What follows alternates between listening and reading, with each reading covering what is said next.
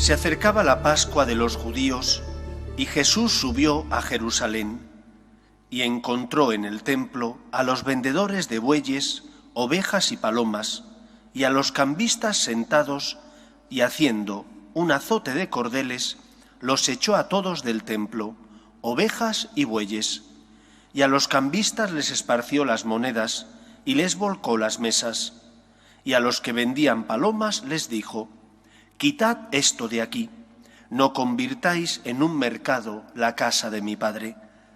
Sus discípulos se acordaron de lo que está escrito: «El celo de tu casa me devora».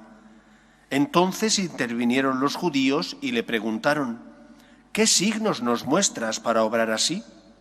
Jesús contestó: «Destruid este templo, y en 3 días lo levantaré». Los judíos replicaron: 46 años ha costado construir este templo, ¿y tú lo vas a levantar en 3 días? Pero él hablaba del templo de su cuerpo, y cuando resucitó de entre los muertos, los discípulos se acordaron de lo que había dicho y dieron fe a la Escritura y a la palabra que había dicho Jesús. Mientras estaba en Jerusalén por las fiestas de Pascua, muchos creyeron en su nombre, viendo los signos que hacía. Pero Jesús no se confiaba con ellos, porque los conocía a todos, y no necesitaba el testimonio de nadie sobre un hombre, porque él sabía lo que hay dentro de cada hombre. Palabra del Señor. Este acontecimiento de la entrada de Jesús en el templo y de la expulsión de los mercaderes en el mismo, este acontecimiento es narrado por los sinópticos, Mateo, Marcos y Lucas, al final de la vida pública de Cristo, cuando ya se va a iniciar su pasión, muerte y resurrección. Ocurre justo después de la entrada triunfal en Jerusalén, mientras que Juan, que escribe más tarde que el resto de evangelistas, se calcula que en torno al año 100 de nuestra era, y que sabe ya que existen otros evangelios y su finalidad no es, como los otros evangelistas, recoger los signos y prodigios que Cristo hizo, sino hacer más bien una reflexión teológica de los mismos. Juan los sitúa al inicio de la vida pública de Cristo, en una de las subidas de Jesús a Jerusalén, en la primera Pascua. No sé exactamente quién tiene razón. Todos los escrituristas suelen inclinarse más bien por creer que fueron los sinópticos los que son más fieles al relato histórico, mientras que Juan, que es más bien un evangelista teológico, le interesaban otras cosas y simplemente no le interesaba tanto la cronología, la fidelidad a la cronología histórica. Este acontecimiento es importantísimo porque junto con otros 2 sucesos, por una parte la resurrección de Lázaro y por otra parte la decepción de algunos de sus seguidores, porque Jesús no es un revolucionario político y no se enfrenta con el Imperio Romano, sino que dice aquella frase famosa: «Dad al César lo que es del César y a Dios lo que es de Dios». Estos 3 acontecimientos, entrada de Jesús en el templo y expulsión de los mercaderes, resurrección de Lázaro y la decepción ante la misión de Cristo, que no es un revolucionario político, dicen los teólogos, es la causa por la que Jesús es condenado a morir en la cruz. Parece ser que todo esto hace que los que mandan en el pueblo de Israel, por una parte la casta sacerdotal, por otra parte también los fariseos, promuevan la muerte de Cristo. En cualquier caso, la entrada de Jesús en el templo viene a romper con un esquema, con una religiosidad que en el fondo era buena, pero que estaba viciada. El templo de Jerusalén es el único templo para el pueblo de Israel. Así como nosotros tenemos templos en casi todos los pueblos cristianos, los judíos solamente tenían este templo y lo que tenían en los pueblos eran las sinagogas, donde se estudiaba la palabra y la Torá. Pero templo solo había uno en Jerusalén, que fue construido por Salomón. El templo era el lugar de la gloria de Dios, era el escabel donde el Señor depositaba su gloria. Y por tanto, una vez al año ellos tenían que subir a Jerusalén a ofrecer sacrificios en perdón de sus pecados, en reparación por sus pecados. Algo que era bueno, que fue instituido por Yahvé, se convirtió con el paso de los siglos en algo negativo. ¿Negativo por qué? Pues porque debido a que tenía que subir el pueblo a ofrecer sacrificios, para ofrecer esos sacrificios había que pagar dinero. Y entonces la casta sacerdotal, que eran los que controlaban los donativos, se habían apegado demasiado al dinero y habían desviado el sentido de lo que significaban los sacrificios, que era un sacrificio interior que tú hacías porque querías cambiar, y como expresión de ese sacrificio interior ibas y sacrificabas un par de tórtolas, 2 pichones, un buey, un cordero, pero había un sacrificio interior, una conversión interior, y el sacrificio exterior era expresión de esa conversión interior. Se había convertido en una religión ritualista. Tú ibas, pagabas el sacrificio y te quedabas tranquilo. Pero no habías hecho lo más importante, que era la conversión interior. Y Jesús se rebela contra este problema. ¿Y cómo se rebela? Expulsando a los mercaderes del templo, diciéndoles que han convertido el templo, que debía ser casa de oración, en una cueva de bandidos, donde lo que hacen es mercadear. Y eso afectaba, evidentemente, pecuniariamente, afectaba muchísimo a la casta sacerdotal, porque ellos entendieron que Jesús iba en contra de sus ganancias. Jesús iba en contra de una religión ritualista y falsa, una religión que no ponía el corazón, una religión donde lo importante era cumplir con la norma y nada más, sin que hubiera conversión interior, ni dolor de corazón por tus pecados. Y claro, esta es una de las causas por las que Cristo es incómodo, y como es incómodo, entre unos y otros confabulan contra Jesús para que muera en la cruz. ¿Cuál es la primera enseñanza, por tanto, de este Evangelio? La primera enseñanza de este Evangelio es que el cristianismo no puede ser una religión formulista. Tiene que ser una religión cuyos ritos exteriores expresan una conversión interior, cuyos ritos exteriores expresan un amor interior que tú tienes hacia Dios, un deseo de conversión, de amarle y por lo tanto de corresponderle. Está bien que hagas penitencia, puesto que tiene que ser una ayuda para tu conversión interior.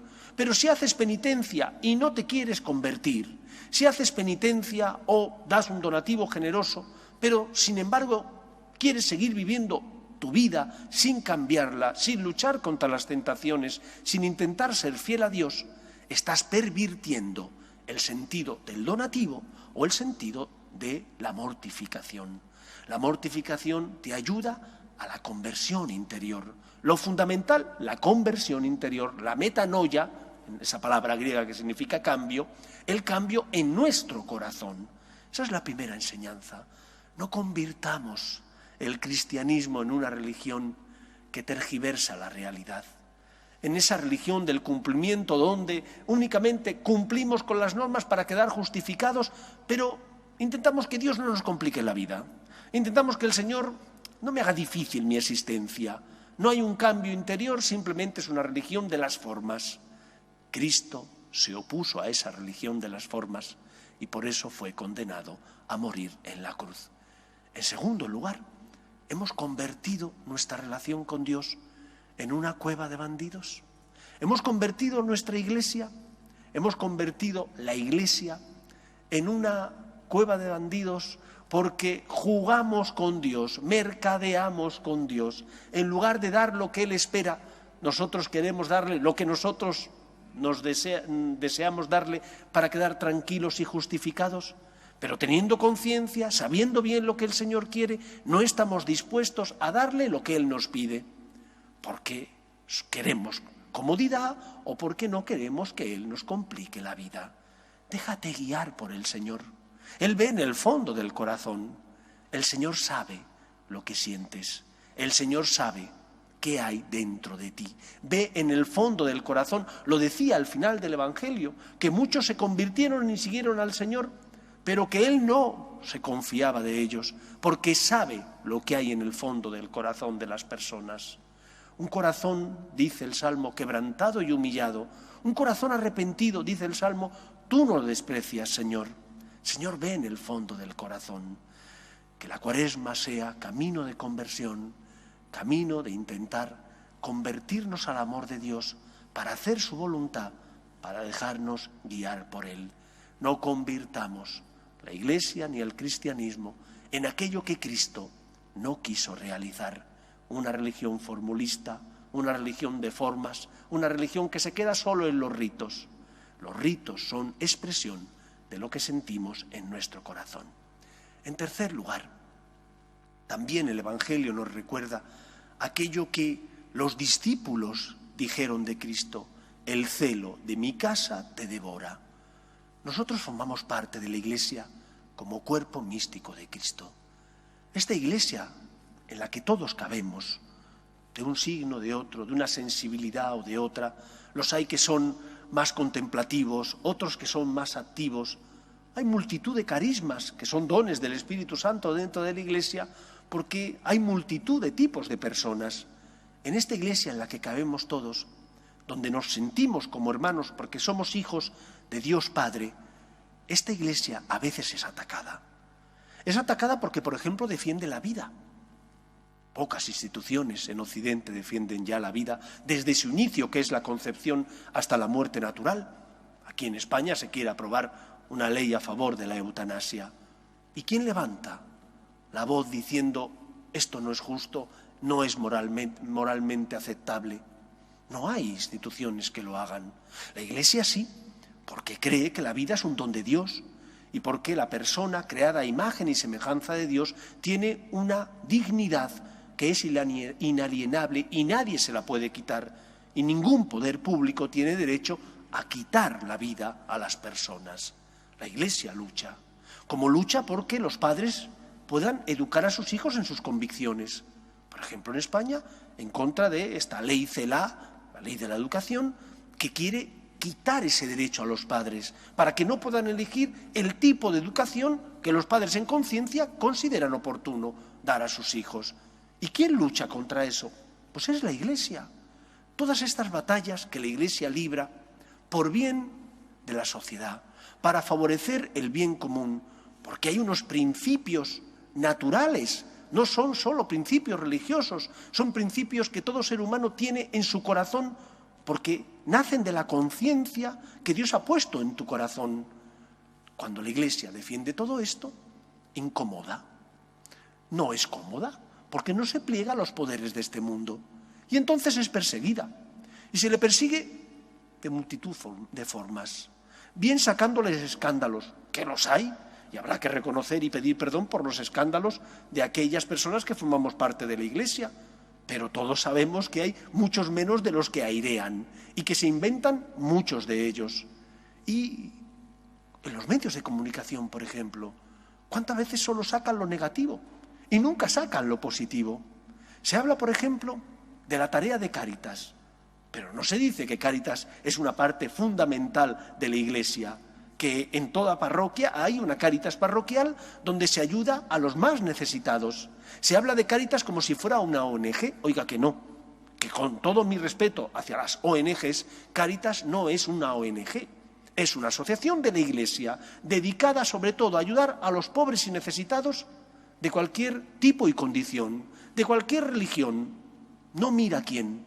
¿Y de dónde saca Cáritas los fondos? De los católicos.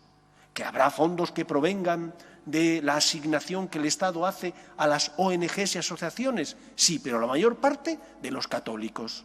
En esta parroquia, por ejemplo, nosotros no pedimos ayuda a Cáritas Central, porque gracias a Dios vosotros sois muy generosos y Ayudamos a los casos que tenemos aquí en la parroquia y ayudamos a la parroquia vecina de Santa Rosalía, que tiene muchos más casos que nosotros porque en su barrio hay más necesidades. Pero nosotros no pedimos dinero al Estado, se saca de la generosidad de los cristianos, de la generosidad de los católicos que se quitan su dinero ganado legítimamente para ayudar a los pobres y necesitados. Lo que os quiero decir es que tenemos que defender nuestra Iglesia, que no podemos callarnos ante los ataques. Cuando ese ataque esté justificado, pues tendremos que reconocer la verdad. Y yo soy el primer interesado que quiero que se condene a aquellas personas, sacerdotes por ejemplo, o religiosos, que han cometido ese atroz crimen de la pederastia. Yo soy el primer interesado, pero también creo que hay que hacer justicia y hay que decir que hay muchos menos casos de los que salen en los medios de comunicación, que después, cuando salen absueltos, eso no lo dicen, solamente condenan de antemano. ¿Dónde queda esa inocencia que hasta que no se demuestre lo contrario se supone que esa persona es? ¿Dónde queda? Por eso, queridos amigos, no convirtamos nuestra religión, como les ocurrió a la casta sacerdotal de los sacerdotes del Antiguo Testamento, en una religión formulista, pero que no ponía el corazón. La conversión interior tiene que ser fruto o expresión de esas obras exteriores.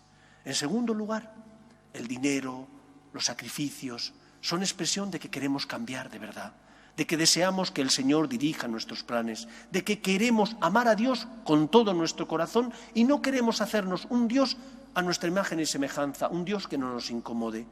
Y en tercer lugar, el celo por el amor a la Iglesia tiene que devorarnos, defendiendo a nuestra Madre la Iglesia, a esa Iglesia de la que formamos parte y que tiene que ser en medio del mundo sacramento de salvación, luz en medio del mundo.